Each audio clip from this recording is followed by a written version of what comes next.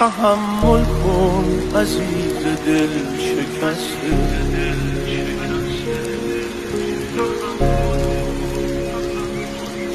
تحمل کن به پای شمع خاموش،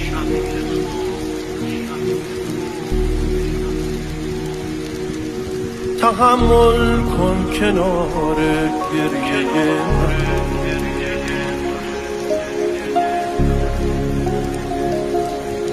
به یاد دلخوشی‌های فراموش. تحمل کن